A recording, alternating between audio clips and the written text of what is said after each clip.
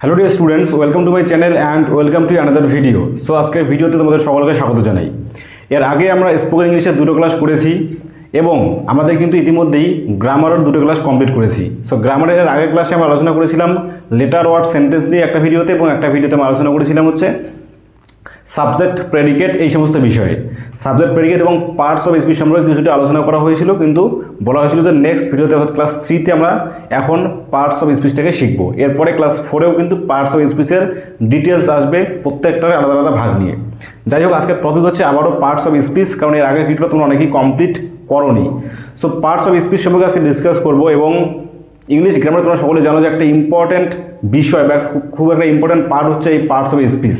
English গ্রামারের বেশিরভাগ অঞ্চল দখল করে কিন্তু রয়েছে পার্টস অফ স্পিচ। তাই এই পার্টস অফ স্পিচটা কিন্তু আমাদেরকে আগে ভালো করে জানতে হবে এবং ভালো করে বুঝতে হবে, তারপরেই কিন্তু আমরা নাউন প্রোনাউনগুলোকে ভালোভাবে জানতে পারবো। সো ফার্স্ট হচ্ছে পার্টস অফ স্পিচ কী। সো এখানে লেখা রয়েছে parts of speech. Parts of speech কাকে বলা হয়?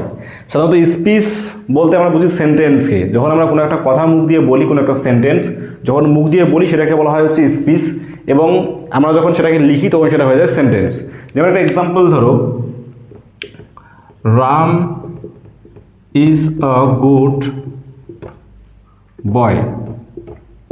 সো এটা কি? এটা যখন আমি মুখ দিয়ে বলছি রাম ইজ আ গুড বয়, এটা কিন্তু একটা মুখ দিয়ে বলার সময় এটা স্পিচ। যখন আমি লিখলাম তখন সেটা হয়ে গেলো সেন্টেন্স। তোমরা ধরে নিতে পারো যে স্পিচ এবং সেন্টেন্স সেম জিনিস। So Ram is a good boy, এখানে Ram is a good boy, এই যে টোটাল যে আমি ওয়ার্ডগুলোকে দাগালাম, এই যে ওয়ার্ডগুলো রয়েছে এটা কিন্তু একটা ওয়ার্ড। ইজ এটাও একটা ওয়ার্ড, এটাও একটা ওয়ার্ড, গুড এখানে একটা ওয়ার্ড, এবং বয় এখানে হচ্ছে একটা ওয়ার্ড। এবার প্রশ্ন হচ্ছে যে সবগুলোই কিন্তু দেখো ওয়ার্ড। এবার পার্টস অফ স্পিচ কাকে বলা হয়? এখানে তো দেওয়াই রয়েছে যে পার্টস অফ স্পিচ, মানে স্পিচের একটা পার্টকে বলা হয় পার্টস অফ স্পিচ। তাহলে এই যে একটা সেন্টেন্স, এই সেন্টেন্সের যে পার্টগুলো এগুলোকে বলা হচ্ছে পার্টস অফ স্পিচ। তার মানে রাম হচ্ছে একটা পার্টস অফ স্পিচ, ইজ একটা parts of speech, a good and boy এই সবগুলো কিন্তু পার্টস অফ স্পিচ। সুতরাং সবগুলোই ওয়ার্ড এবং সবগুলোই যদি পদ হয় তো প্রত্যেকটা পদকে কিন্তু আমাদের চিনতে অসুবিধা হবে যে কোনটাকে আমরা কী বলে ডাকবো। ধরো একটা এক্সাম্পল, সাপোজ কেউ যখন এই পৃথিবীতে জন্মগ্রহণ করে তখন সে কিন্তু মানুষ হিসেবে জন্মগ্রহণ করে। সো সবাই তো মানুষ হিসেবে জন্মগ্রহণ করে, আমরা তাকে কী হিসেবে চিনি? তার নাম হিসেবে চিনি। হ্যাঁ, ঠিক সেই রকমই এই সবগুলোই ওয়ার্ড, কিন্তু আমরা সবগুলোকে কীভাবে চিনবো যে আমরা কোনটাকে কী বলবো? রামটাকে কী বলবো, ইজটাকে কী বলবো, গুডটাকে কী বলবো এবং বয়টাকে কী বলবো? এই যে প্রত্যেকটা বিষয়ে ওয়ার্ড রয়েছে প্রত্যেকটাই কিন্তু সেম, আমরা কোনটাকে কী বলবো সেই জন্যই কিন্তু এই একটা করে ওয়ার্ডের নাম আলাদা আলাদা করে দেওয়া রয়েছে, এবং সেই নামগুলোকে টোটাল 8টি ভাগে ভাগ করা হয়। অর্থাৎ এখান থেকে জানতে পারলাম যে পার্টস অফ স্পিচ হচ্ছে টোটাল 8 প্রকার। কী কী? 1 নম্বর হচ্ছে নাউন, 2 নম্বর প্রোনাউন, 3 নম্বর অ্যাডজেক্টিভ, 4 নম্বর ভার্ব, 5 নম্বর অ্যাডভার্ব, 6 নম্বর প্রিপোজিশন,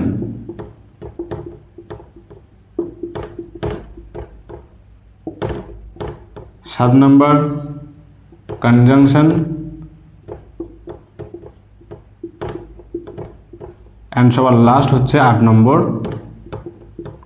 ইন্টারজেকশন।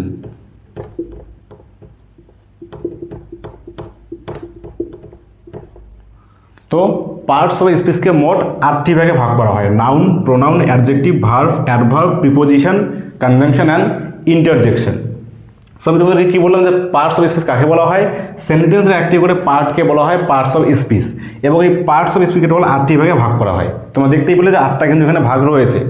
তো নাউন মানে বিশেষ্য পদ, প্রোনাউন মানে সর্বনাম পদ। আমরা বাংলাটাতে যাবো না, আমরা মূলত ইংলিশটাকে নিয়েই ডিসকাস করবো। এর আগের ভিডিওতে আমরা আলোচনা করেছিলাম ওয়ার্ডগুলোকে নিয়ে। দেখো ওয়ার্ড এবং পার্টস অফ স্পিচ কিন্তু দুটোই প্রায় সেম, কিন্তু ওয়ার্ড যখন সেন্টেন্সে ইউজ করা হয় তখন সেটা হয়ে যায় পার্টস অফ স্পিচ, বাংলাতে বলা হয় হচ্ছে পদ। So noun, pronoun, adjective, verb, adverb, preposition, conjunction and interjection. তোমাদেরকে যে উদাহরণটা আমি দিলাম যে পৃথিবীতে সবাই মানুষ হিসেবে জন্মগ্রহণ করে, কিন্তু প্রত্যেকের আলাদা আলাদা নাম রয়েছে যার জন্য আমরা মানুষকে আইডেন্টিফাই করতে পারি, অর্থাৎ চিনতে পারি। ঠিক একই রকম এই সবগুলি কিন্তু ওয়ার্ড হিসেবে জন্মগ্রহণ করেছে। সো আমরা ওগুলো কীভাবে জানবো? প্রত্যেকটার আলাদা আলাদা নাম রয়েছে। যেমন ধরো রাম, এই যে পার্টস অফ স্পিচ, এই রামটাকে আমরা কি বলবো? ফার্স্ট সেটা বুঝতে গেলে আমাদেরকে এই নাউন প্রোনাউনগুলো জানতে হবে, যে নাউন কাকে বলছে, প্রোনাউন কাকে বলছে। তো দেখো ফার্স্ট আসি নাউনে। আজকের ভিডিওতে মূলত আমি 4টি পার্ট নিয়ে আলোচনা করব, এবং এর পরের ভিডিওতে বাকি 4টি পার্ট নিয়ে আলোচনা করব। ঠিক আছে। তো ফার্স্ট হচ্ছে নাউন। নাউন কাকে বলা হয়? একটা সেন্টেন্সে যে ওয়ার্ডের সাহায্যে কোনো কিছুর নাম বোঝাবে সেটাকেই বলা হয় হচ্ছে নাউন। নাউন কাকে বলা হয়? একটা সেন্টেন্সে যে ওয়ার্ডটার সাহায্যে কোনো কিছুর নাম বোঝাবে। তোমরা ছোটোবেলায় তোমরা সবাই বইতে পড়েছো যে ওয়ার্ডের সাহায্যে কোনো ব্যক্তি, বস্তু, স্থান প্রভৃতির নাম বোঝায়। তো দেখো নাউনটাকে একদম সহজভাবে মনে রাখবে যে যখন কোনো কিছুর নাম বোঝাবে যে ওয়ার্ডটার দ্বারা সেটাকে বলা হয় নাউন। একটা সোজা হিসেব তোমরা বলতে পারো, চোখ বন্ধ করো এবং খোলার পরে তুমি চোখ দিয়ে যা কিছু দেখতে পাচ্ছ সবগুলোই কিন্তু নাউন। কারণ তুমি চোখ দিয়ে যা কিছু দেখো প্রত্যেকটার কিন্তু নাম রয়েছে। আর নাম মানে কি? নাম মানে হচ্ছে নাউন। দেন আসছে হচ্ছে প্রোনাউনে। প্রোনাউন কাকে বলা হয়? দেখো নাউন এবং প্রোনাউন প্রায় সেম। নাউন কি বললাম? যে ওয়ার্ডের সাথে কারো কিছু নাম বোঝাবে। এবং প্রোনাউন হচ্ছে এমন একটা ওয়ার্ড যেটা নাউনের পরিবর্তে আমরা ইউজ করি। নাউনের পরিবর্তে যে ওয়ার্ডটা ইউজ করা হয় সেটা কিন্তু প্রোনাউন। অর্থাৎ যখন নাউন থাকবে না তখন কিন্তু সেখানে প্রোনাউন থাকবে। একটা সেন্টেন্সে যদি নাউন না থাকে কি থাকবে? প্রোনাউন থাকবেই। কারণ নাউন না থাকলে প্রোনাউনের উপস্থিতি আমরা বুঝতে পারি। একটা এক্সাম্পল ধরো তোমার ঘরের যে দরজা সেটা লক করা রয়েছে। এবার কেউ একটা তোমার বাড়িতে এসেছে, এবং তোমার দরজাটাকে নক করছে। তখন তুমি কি বলতে পারো? তুমি তাকে বলতে পারো যে কে এসেছে। এই যে কে এসেছে বলছো, তুমি কিন্তু তাকে দেখোনি। যখন তুমি বললে যে কে এসেছে তখন কেটা হয়ে যাচ্ছে এখানে প্রোনাউন, কারণ তুমি তাকে চোখ দিয়ে দেখোনি। এবার দরজাটা খোলার পরে তুমি যখন দেখলে যে কে এসেছে তার নাম তুমি বলতে পারো যে রাম কিংবা শ্যাম এসেছে। যখন তুমি নাম ধরে রাখলে তখন সেটা হয়ে গেল নাউন। এবং যখন তুমি তাকে দেখতে পাচ্ছ না তখন সেটা হয়ে গেল হচ্ছে প্রোনাউন। অর্থাৎ নাউনের বদলে যেটা ইউজ করা হয় সেটাকে বলা হয় হচ্ছে প্রোনাউন। যেমন Ram is a good boy, এখানে নাউন কি? রাম হচ্ছে নাউন। কেন? কারণ রামের সাহায্যে নাম বোঝাচ্ছে। এবার প্রোনাউন কাকে বলছি? ধর আমি একটা সেন্টেন্স তারপর লিখলাম যে he is a student. He is a student, সে একজন ছাত্র। তো রামের বদলে কি লিখলাম? হি। এই হিটা হচ্ছে প্রোনাউন। সো নামের পরিবর্তে যেটা ব্যবহার করা হয় সেটাকে বলা হয় হচ্ছে প্রোনাউন। নাউনের বদলে যেটা ব্যবহার করছি সেটাকে বলছি প্রোনাউন। সো নাউন প্রোনাউন বোঝা গেলে এবার হচ্ছে অ্যাডজেক্টিভ। অ্যাডজেক্টিভ কাকে বলা হয়? আমরা ছোটবেলায় পড়ছিলাম যে ওয়ার্ডের সাহায্যে নাউন বা প্রোনাউনের দোষ, গুণ, অবস্থা, পরিমাণ, সংখ্যা ইত্যাদি নির্দেশ করে তাকে আমরা অ্যাডজেক্টিভ বলি। আজকে আমি একদম সহজ ভাষায় বলছি, অ্যাডজেক্টিভ কাকে বলা হয়? যে ওয়ার্ডটা নাউন বা প্রোনাউনকে ডেসক্রাইব করবে, অর্থাৎ নাউন বা প্রোনাউনটা কেমন সেটা ডেসক্রাইব করবে, সেটাকেই বলা হবে হচ্ছে অ্যাডজেক্টিভ।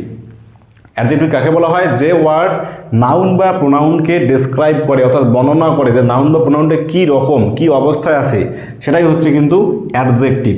যেমন ধরো Ram is a good boy, এখানে বয় মানে ছেলে। ছেলেটা একটা কি? ছেলেটা হচ্ছে একটা নাউন, কারণ এখানে ছেলে জাতিকে বোঝাচ্ছে।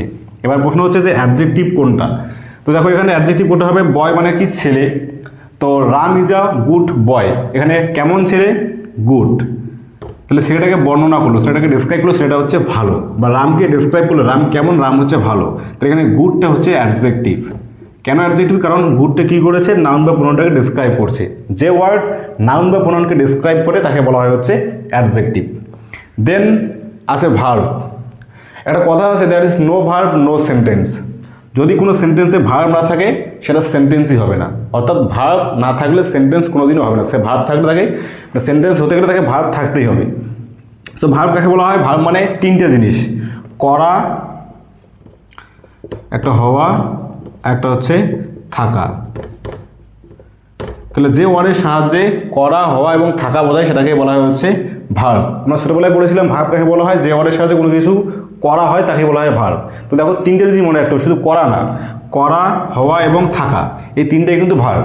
তাহলে এক্সাম্পল আমি লিখলাম, এটা একটা এক্সাম্পল দেওয়া হচ্ছে রাম ইজ আ গুড বয়। তা রাম হচ্ছে বা রাম হয় একজন ভালো ছেলে। তো দেখুন হয় বোঝাচ্ছে, ইজ মানে হওয়া বোঝাচ্ছে, তাহলে ইজটা হচ্ছে এখানে ভার্ব। ঠিক আছে।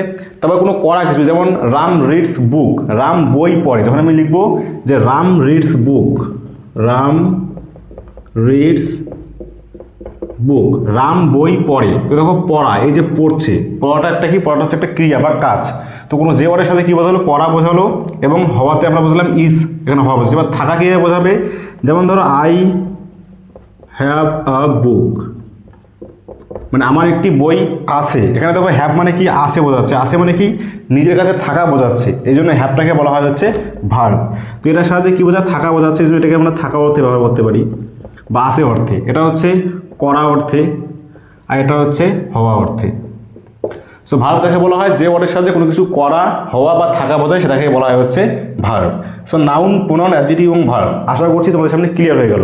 আমি আবারও বলছি যে প্রত্যেকটা নাউন সম্পর্কে একটা ডিটেলসে ভিডিও আসবে, প্রোনাউন সম্পর্কে ডিটেলসে ভিডিও আসবে, অ্যাডজেক্টিভ সম্পর্কে ডিটেলসে ভিডিও আসবে এবং ভার্ব সম্পর্কে ডিটেলসে ভিডিও আসবে। আজকে ভিডিওটা যা শুধু তোমাদের শুধু ইন্ট্রোডাকশন, যে আমরা কোনটাকে পার্টস অফ স্পিচের মধ্যে কোনটাকে নাউন বলছি, কোনটাকে প্রোনাউন বলছি, কোনটাকে অ্যাডজেক্টিভ বলছি এবং কোনটাকে ভার্ব বলছি। নেক্সট ভিডিওতে আমরা আলোচনা করবো অ্যাডভার্ব, প্রিপোজিশন, কনজাংশন এবং ইন্টারজেকশন নিয়ে। সো আজকে ভিডিওতে এতটুকুই। ভিডিও যদি ভালো লাগে থাকে অবশ্যই ভিডিওতে লাইক করে দেবে।